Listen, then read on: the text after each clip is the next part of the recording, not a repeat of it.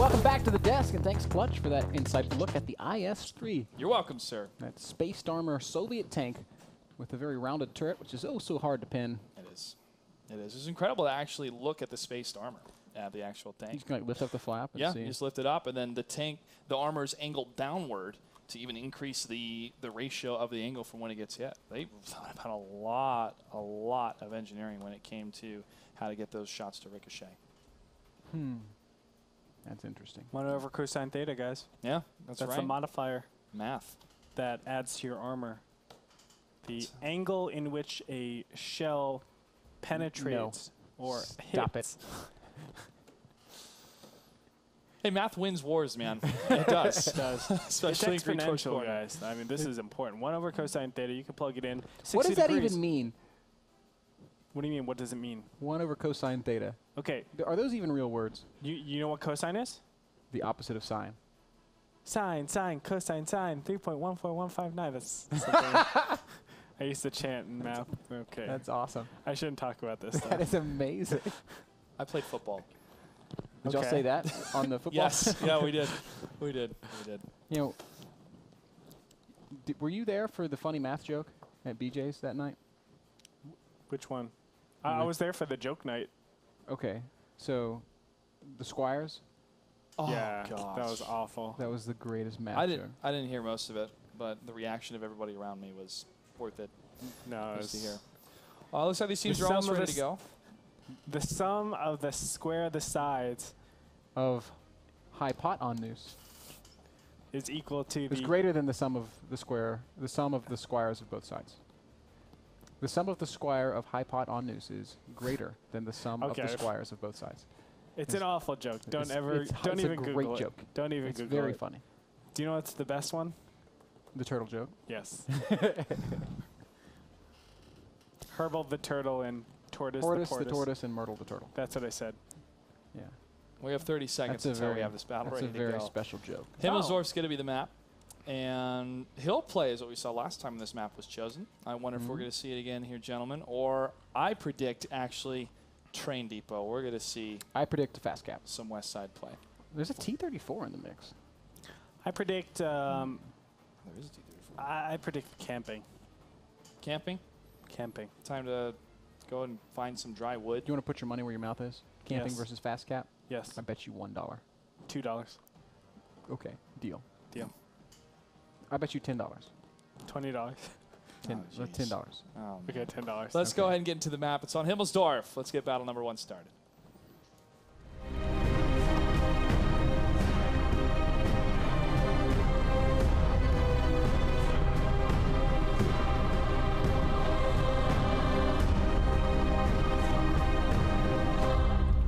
Okay, here we go.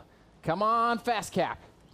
Somebody needs to I don't like it when the tanks split up. That implies that we're not going to see a fast cap. Dreams are being crushed already, Now, but that to be T-34 fair, just because is it's on the not move. fast cap doesn't mean that it is camping. Yes. I Okay. just want to get that out. I want to get that out there. Okay. It's a middle ground then. So you Well, both we'll get your money see. I back. mean, it could still be camping. And camping is very objective. Yes. It's very objective. This is 5100 from Carnage, funny spelling, and Bikes Boy in the IS-3. Moving around the corner on Take Alley. Nothing spotted yet on either side, and my prediction was wrong. I thought they were going to go train side. Well, hill play is, in fact, exactly what we're seeing out of the Legionnaires. Man, these guys have some really long names. They barely fit Yeah. onto our scoreboard. That darn Ewok, though. Can we just call them the Diablo's Brigade? How about we just call them Diable Okay. and the Okay. Legionnaires? Because that would Diable be and much Legionnaires. easier than Brigade du Diable, Just like EC instead of Kern de Verne. which is a shame, by the way. As you guys look and see that hill play, we do have a lockdown for the alley, and I actually a little bit concerned. Once one of that light tanks all the way to the top of the hill, we'll probably spot what's happening on the hillside, and that's going to mean a repositioning of the 5100 and the IS-3. There is a spot from Cannonballs. He does see Stone Cold Trooper and the Doughboy in those 5100s. Yep, that will give away at least partially the idea of this hill play, and we can see immediately the Legionnaires reacting to that by going back down the hill. They're going to reposition. The movement on the Diable side of the map is not quite as defined. They're playing very slowly. One might even argue they're camping a little bit. Well, let's say camping is it draws out and no T-8s are dead. Okay, I'm fine with that. I am A-okay with that, my friend. I know, it just increases your chances, but I think that's fair. Well, I think at this point, I can't win. Well, absolutely. That's why I'm being nice. I was just trying to work out a way to give back that $10 from the other day.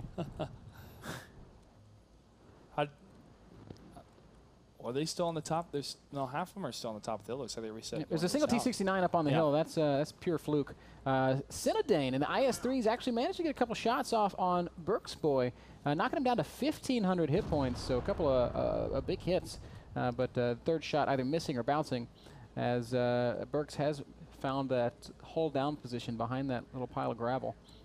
So I don't think we'll see any additional damage dealt. Oh, there is damage dealt right when he shoots into Cinedane, poking out just a little bit for him to land that shot. Nice hit from Bikes Boy. This will be a standoff between these two tanks in the tank alley, as the rest of the tanks will have to reposition to the spreads on the 7 and 8 line for the blue team. Confirming with you, Ben, the blue team is the Diable. Yes, sir. And Bikes Boy takes another hit to the front of his tanks. Going to have to try to return fire to get that HP down a little bit on Cinedane, but that's not going to happen. No movement. Yeah. From absolutely Diable. No movement out of the French Canadians, whereas the Legionnaires are being very active. We see that they have repositioned, and now they're going to take up a west side push. And, you know, there's only a single T1 tank, I think, to spot on that west side. There is only one Tier 1 tank on that west side in the C2 position just outside of the train depot. That is Sphinx or Sphinx DDD. Sphinx did. Sphinx did.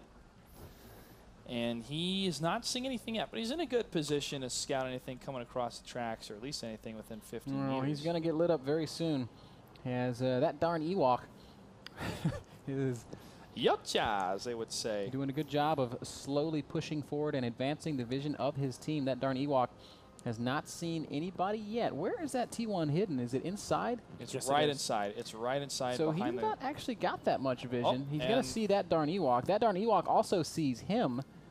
They're proxy spotted, though. Yep. And that's going to cause Pure Fluke to not reveal himself. No, not yet. Nope, now he's going to push forward. And Pure Fluke will be lit up via proxy spot any second now. Yep. He is hit now. Sphinx will see him, but he does not move an inch from his position. And that's really interesting T1 positioning. He says, hey, I just want to proxy spot this corner. That's all he is doing. He doesn't care what he sees in the train yard. He just wants to be able to alert his team to enemy movement towards the flag down the western front. I think that's very intelligent positioning. Sphinx did caught out of position by that darn Ewok, so we're going to see a little bit of T1 on T1 action. That Ewok completely lit up his turret, and now some shots are getting hit against the Ewok on Sphinx side. But that darn Ewok was able to land the hit. Sphinx didn't hit anything in that first burst. Unanswered, so now that pokes out the eyes. The plans have been revealed, though, as Pure Fluke and Cinedane pushing forward down this this D-line alley. Cinedane out in front, actually taking relatively little damage. Shots either going past him or bouncing off him. He will lead a push forward to Caplide and Bikes Boy, and these guys are both at roughly half HP, which is a dangerous situation to find yourselves in. Man, Bikes Boy is so exposed. Is he going to take a big shot? I think he might. No. Ends up taking 0 damage, whereas Stone Cold Trooper in that 5100 does get lit up. A couple of big shots landing on that autoloader, but fire is being returned. Stone Cold Trooper dropping all the way down to just 400 hit points. Might go even lower. He's down to 221 hit points, and he will die as the first blood is finally spilled. A Tier 8 tank is finally down. Coplight trying to hide in behind that window. Nice movement as the Doughboy pushes into the rest of his team. He's still staying alive, still staying a factor to stop the rest of the aggression of Doughboy missing an easy shot on the back of Coplight. He rushed it a little. Oh, a second missed shot. Those are 2 big shells from a 5100. You do not want to have that happen, and now that means Pure Fluke's going to have to come forward and waste a shell. And I don't even know that he can get the shot. That's good positioning on Coplight. He does finally go down, but it is at the cost of one of those T69 shells. Still, though, it just might not matter, as it looks as if the Legionnaires just have just have Diable outgunned. Yeah, and with those continual shots ringing true across the alleyway, Pure Fluke be able to move back and forth in T69, and Cuban hitting around in that other T69 can get the flank on Circus Maximus and Bikes Boy. 7 seconds left on the clock as the red team will be able to capture the blue base in just a matter of seconds. They're going to cap it out. And well, actually, no, it was a good reset as somebody just turned turret and managed to take out one of those T1s. But how important really is it? As that darn Ewok, he's also going to go down. But all that remains are a very low health AMX 5100 and a single IS-3 with just 87 hit points. That IS-3 goes down. Carnage, the last man standing for Diable, and choosing to play an incredibly passive first game were the French Canadians. It did not work out well for them as the Legionnaires decisively take game number 1 on Himmelsdorf. That hill play initially happening, but the static non-engagement from Diable. Nothing happening for the first 4 minutes. You can get in a mindset of let's play passive, let's play defensive, let's play passive, and you get stuck in that mindset, especially when a team initiates against you. And those 3, 4, 5, 6 seconds of hesitation can cost you the game. And that's what happened here. Let's talk about some great IS-3 play out of Cinedane of the Legionnaires. Not only does he go 13 for 13, dealing nearly 2,400 damage, but he positions his tank in such a way that he absorbs 3,510 potential damage from the Diable. Now, that says one of two things. One, Diable is taking bad shots and not prepping up their fire correctly, or two, Cinedane is just positioning himself beautifully and bouncing lots and lots and lots of shells. It's because the Tank Alley showdown with Bikes Boy, if you look at him, potential damage received, 3,810 damage. So he's doing the same thing. He's just not putting the output there. Only 727 damage done. Of course, the other side you have Cinedane doing 2,378. Yeah, so outperforming the IS-3 counterpart on the Diable side. Great first game there from the Legionnaires. Gentlemen, do you have anything else to add? Yeah, I just want to draw this comparison real quick. This is Refuse to Die with a power punching just fundamentals and execution of attacks. We saw a lot of that same movement, and they were a little bit more ready to execute. That's a great point, Andre. And it'll be exciting to see whether or not these guys continue to show that kind of play as we get into future maps. We are going to take a short break. When we get back, map number 2, battle number 2 between Brigade du Diable. I just combined the two. And the Forgotten Legionnaires. Guys, don't go anywhere. Back to the desk of the WGL North America and to what will soon be our second battle between Brigade du Diable. Sounds like you said that right. And the other team is the Forgotten Legionnaires. Both French themes. Forgotten Legionnaires. Forgotten Legionnaires. Oh my gosh, Carter, why are you hiding in the closet? What a Forgotten Legionnaires. We're turning into Travolta now? Is that what's happening? We got to work on our accents. We need to bring back Connery. Yeah. Forgotten Legionnaires. Legionnaires. You know, Jean-Claude Van Damme was in a movie called Legionnaires. He was also in a movie called Twins with a guy that looked nothing like him. And the best part of the movie was like the guy's girlfriend apparently like sees Jean-Claude Van Damme and she thinks it's her man. And she's like, but he looked just like you. But he didn't look anything like him. It's really funny. I thought that's a movie where Jean-Claude plays himself as the twin. Is that not the case? I've not seen this movie. I'm a fan of Jean-Claude Van Damme. I really liked his movies growing up. And yeah, he was great in Street Fighter. Yeah, oh, dude. I love that movie. It's Colonel Guile. I do. I love that movie because it has some of the funniest lines of all time. Oh, okay. Of all time. It's like that scary movie that won best comedy, right?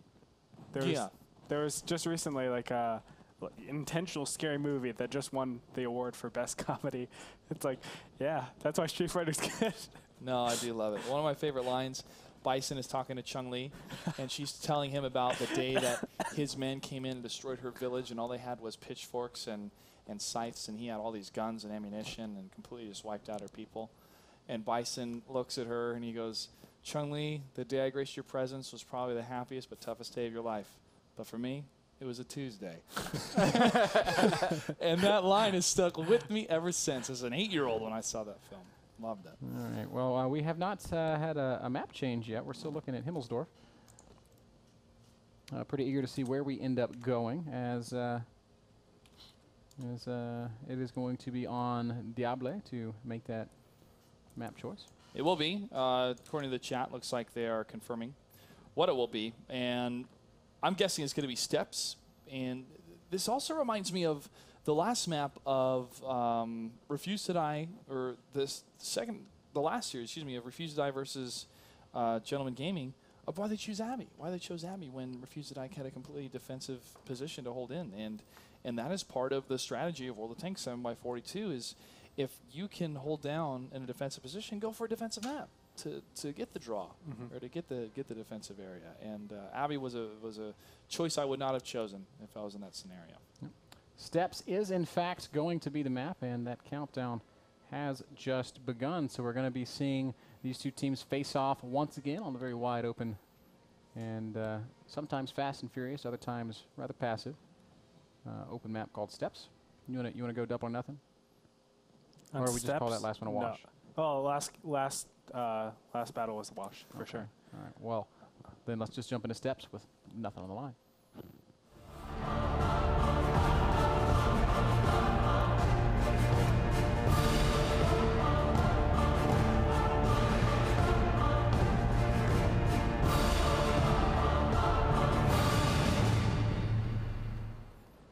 All right, gentlemen, here we go again. Clutch. What tanks are we seeing on either side? IS-3, T-34, 3 T-69s, and 2 T-1s for the Diable team. And one IS-3, one T-32, one T-69. Oh, shots fired. 2 the T-1s going down. And another AMX 1390 on the side of the Forgotten Legionnaires. Not a word. Wow, that T-34 is still staying strong on the French team. Diable du Brigade du Diable. I don't know how the hell those T1s got lit up and killed so quickly. That was just literally seconds into the map starting. I don't know either. I didn't see any spotting on the map. Was that blind fire?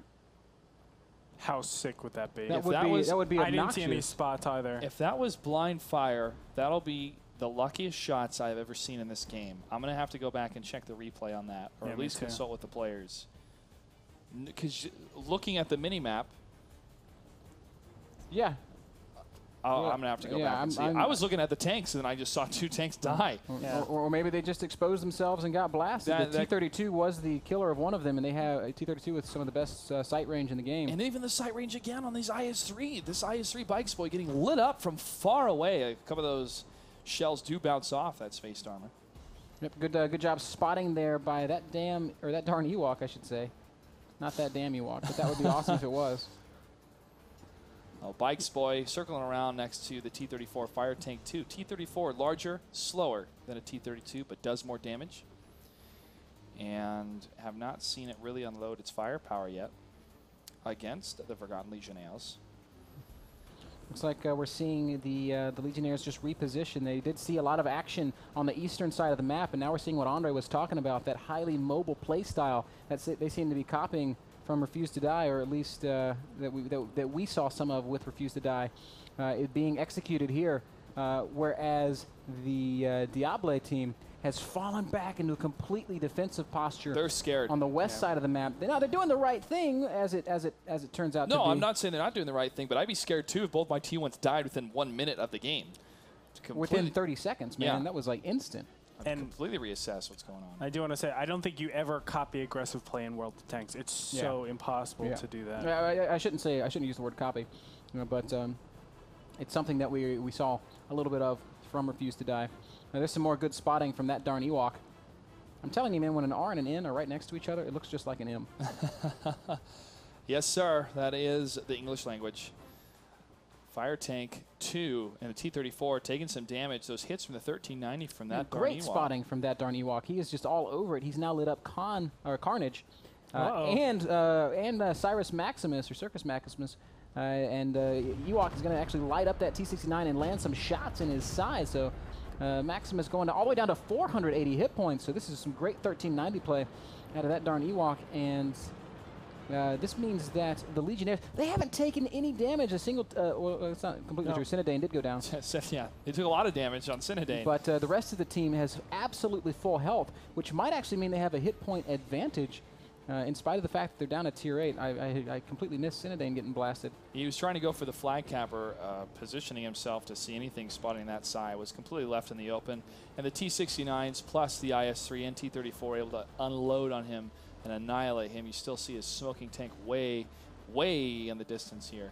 But this is a bit of the confidence booster that Diable will need if they decide to get better map control, which is going to be a dangerous game to play since no T1s are on the map for them, and both T1s on the side of Forgotten Legionnaires.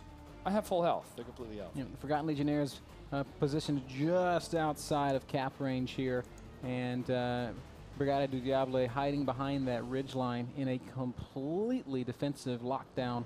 There is no 8-point advantage on either side. That's because both those tier 1s have been killed, so nothing to actually fret for the Legionnaires here. But they are going to want to make something happen. I have to feel like they're going to try to reposition here soon and look for a new angle from which to aggress. The map control is in favor of Forgotten Legionnaires, even though they are down in tier points.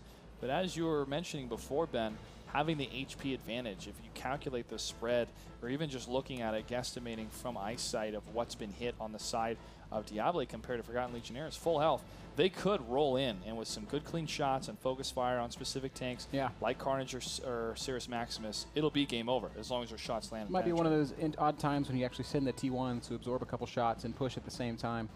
I think that could be a cute play. Probably not what we're going to end up seeing, as it is a pretty all-in play. Yeah, that is very true, and the pressure of the flag cap with those T1s is not going to amount to very much, except exposing tanks and getting those initial shots from the autoloaders, especially those T-69s, to fire away. And now one of those T1s gets blasted. Yep, and there's one of the shots in there from the T-69, but he could reload in time, about 23 seconds on that reload speed, depending on crew skills, to start that reload now. And Ewok is now on the move, perhaps contemplating that one of the 69s could be clipping, and this is going to be more good spotting from Ewok. He lights up every tank, man. This is some great driving here from Ewok, managing to move in cover and spot out the entire team. This is going to allow the Legionnaires to position for cap if they want, or aggress onto the defensive position of Brigade du Diable.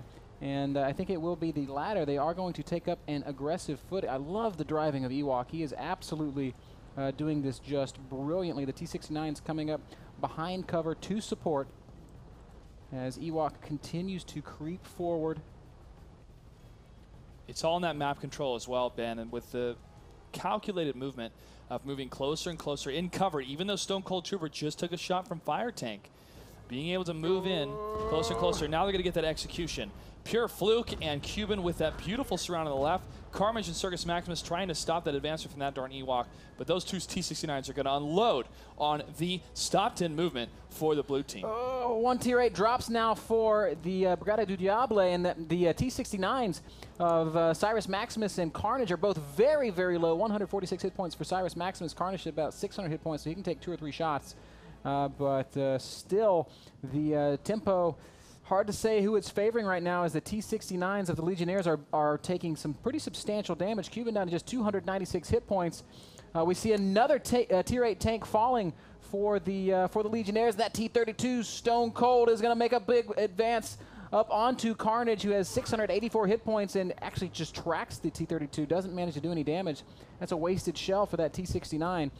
The noose seems to be tightening as the Legionnaires are closing in on the remaining tanks of Brigade du Diable. Brigade du Diable could get a couple more shots, especially against Pure Fluke here. But Cuban and Pure Fluke holding the line as that darn Ewok and Stone Cold Trooper. Look at Ewok's great positioning up on the hill. He's going to come from behind. T-34, the last man standing. And what great teamwork out of the Forgotten Legionnaires. This team is looking like they are on point, man. And man, poor Fire Tank in that T-34. He's not even got the turret turn speed. Nope, that darn Ewok can clean him up easily. And Boom. that darn Ewok, the MVP from that battle. Nice work, nice positioning, nice map control. Forgotten Legionnaires picked apart patiently after destroying those T1s, which was incredibly quick. And were able to move in closer and closer and closer and lock it down. Yeah, phenomenal play out of that darn Ewok. But the entirety of the Forgotten Legionnaires really contributing in a big way. Look at how much damage they shared. At the end of that battle, every tank was low. Nobody absorbed all the damage. They spread it out, and that's the difference between 2 kills and 6 kills, guys.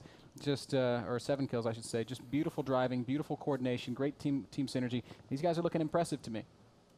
I think Kufo might have to hold on a little bit and really perform if he's back in WGLNA, because I think that darn Ewok is going to be one of the big contenders. 9 shots, 9 hits, yeah. 1,400 damage, and he's spotted for 1,400 more. That's pretty damn impressive, 1390 driving. And I feel, you know, I would say that Kufo was kind of the person, that was their style. You know, Kufo lit everybody up, and then they do the damage. But I felt like that darn Ewok was having a nice balance of everything. He was doing a lot of damage, spotting, getting to the right positions, getting to the flank positions. Man, he did all the spotting damage. Awesome. No one else on the team did any spotting at all except for Cinedane, who we saw die very quickly.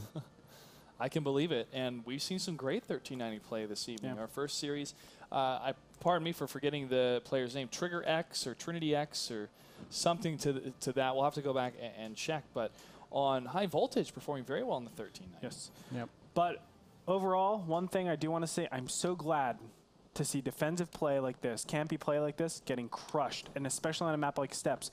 It's hard to aggress on Steps, you know. There's a really nice defensive posture that you could set up in the southwestern position. And what's the Diable? They did set up in a pretty good position, but you could see that clean play that came out of Legionnaires just was able to clean everything up. Yeah, very nicely done. Very, very nicely done. Legionnaires goes up 2-0 and are now 1 map away from moving forward in the qualifiers. This is a team that I'm suddenly very excited about. That was cool to see.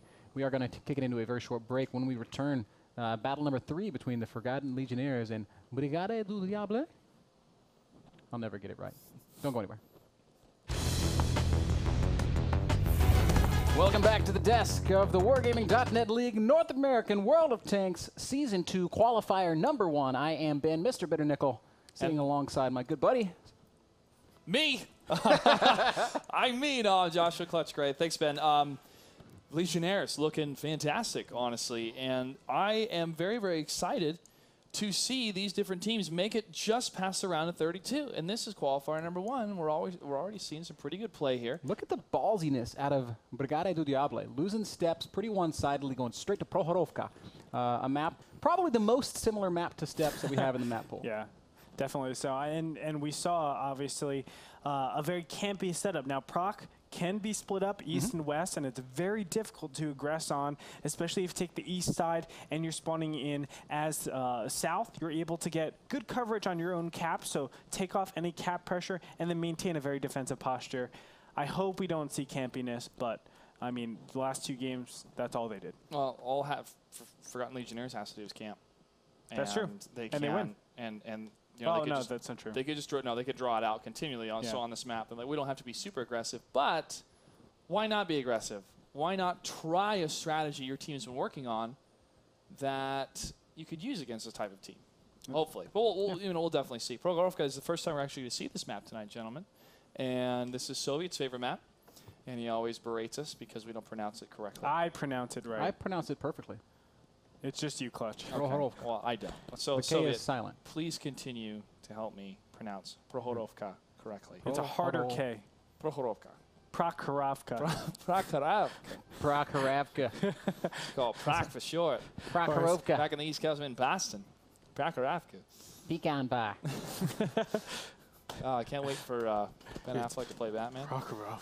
My boy Robin. Robin is wicked smack. All right, Prohorovka, go.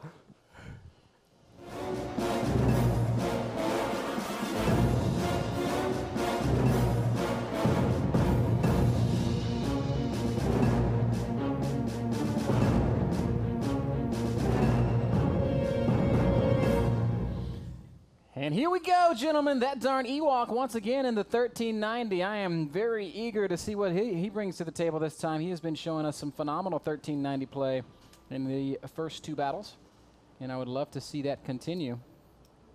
He will continue in his 1390 on this map. T69s for his teammates, as well as AMX 5100s and 2 T1s. For the Brigade du Diable, 2 AMX 5100s, a T-34 again, still sticking with the T-34, 2 T-69s, and 2 T1s. T-34 not matched very well when it comes to an AMX 1390 when it's up close and just driving circles around the T-34.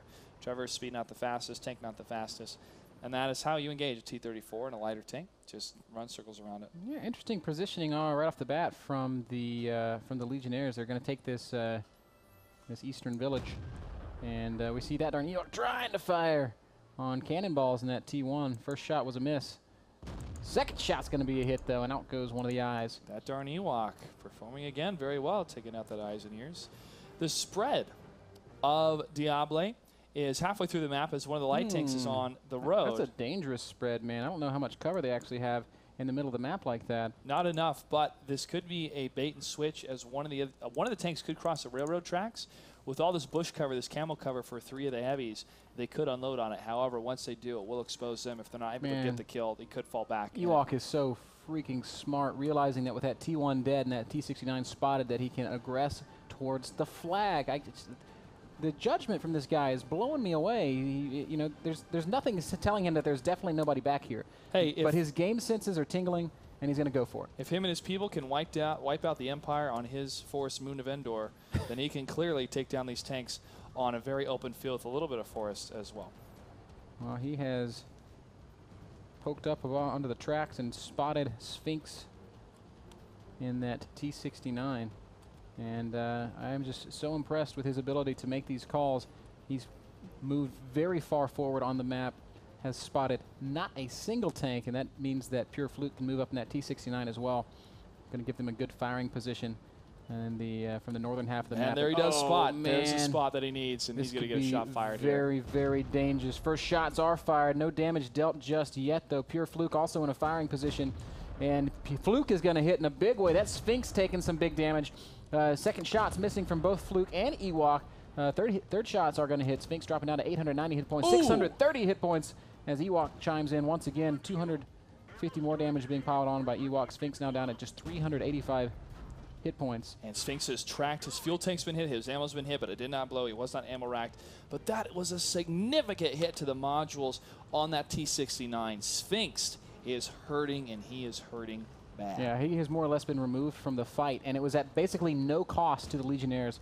We do see a little bit of fire on the other half of that as Doughboy takes a big shot. He's going to drop down to 319 hit points from the focus fire of these AMX 5100s. He's in a full retreat, backing off, not firing at all. But look at Cuban coming in and taking some shots for his buddy. This T69 reinforcing and doing some great damage. Meanwhile, Pure Fluke and Ewok should be about done reloading. And you know, I'm gonna jump on Ewok immediately as he is gonna go over the tracks and immediately opens fire on Cyrus Maximus and dodges a shell.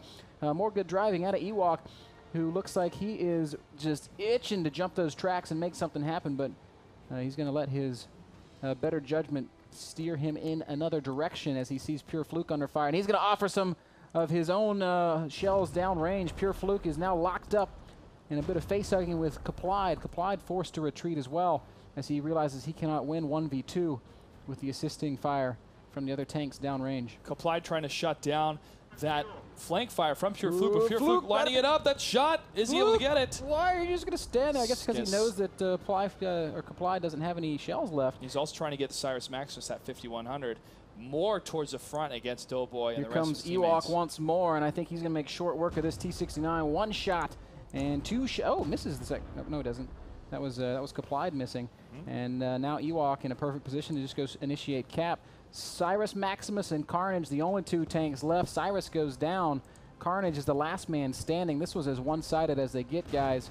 Excellent play out of the Legionnaires, and they will advance into the later rounds of this qualifier. What phenomenal tanking. Sweet. And I got to hand it to that darn Ewok. Great movement, scouting, and play. And it comes down to taking a bit of a risk when you reach the top of that railroad system. Oh, do I see any tanks? No. Do they see me? Maybe, because you have to wait. If there's an indicator, your sixth sense, that light bulb will pop up. Once it does, you have to back down, because if you don't, a shell could already be on the way. Trajectory moves pretty quick in all the tanks. But great play by him, great positioning, great scouting, performing very well. This time Ewok battle buddied up with Pure Fluke for a lot of combined damage. Fluke really able to use the vision of Ewok to position himself and output 2,500 damage into enemy tanks. That's very, very well done. Also great support play out of Cuban Convict, who picked up 3 kills, 1,700 damage. Very, very nicely done.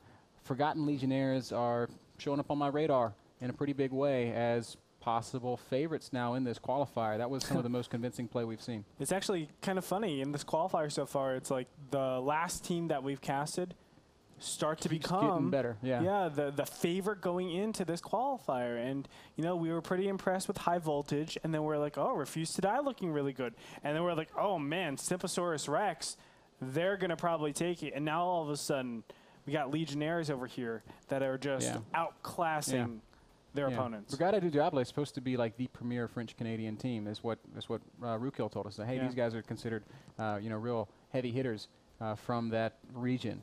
And Legionnaires just proving no prob. Walked right over them. So very convincing play out of those guys. And Forgotten, or that darn Ewok rather, is somebody that I am going to have my eyes on as we move forward in these qualifiers and hopefully on into Season 2 of the WGL North America. This really is a night for the 1390, as we have seen in different matchups. It really, really is. And right now for the scoreboard, the WZ132 on my end and the 1390 on Ben's end. Ben's winning right now. You know, I got to say, though, just in fairness to you, Clutch, if we go back and look at all of our stats from Season 1 and say, what is the average performance level for a 1390? Oh, I feel like almost every game we've got somebody below, like outlier, just outperforming what we've come to expect as the norm for 1390. Like, these are big plays that we're seeing, and I'm so impressed. But at the same time, we have some of the worst plays in 1390s too. I mean, you stuff Junior in a WZ132 or a 1390, he's dying first. It don't matter. Yeah. Or you can fall off a cliff. We've seen that more in the WZ132 than we've seen in 1390. But I also want to remind everyone that each of these teams that do not make it through this qualifier have a second chance in qualifier number 2 for the sign-up. It's not over yet. We are only qualifying 1 team from each qualifier, but there are 2 chances. So, gentlemen, if you didn't make it tonight, please don't count yourselves out just yet. And congratulations too for competing, because not everyone can do this. And just you guys being on the world stage here, the North American stage, kudos to you for giving it a try. Yeah, it's tough. Now you have that experience. And good luck moving forward, and we hope that you come back. Man, Forgotten Legionnaires looking very strong. Our final match of the day is going to be between Death from Above and Hunter x Hunter. So we're going to take a very short break and begin getting that one together. We are still running way ahead of schedule. Well, actually only 10 minutes ahead of schedule, so that's not so bad. And hopefully those 2 teams are about ready, and we'll be able to jump into matches very soon. Don't go anywhere.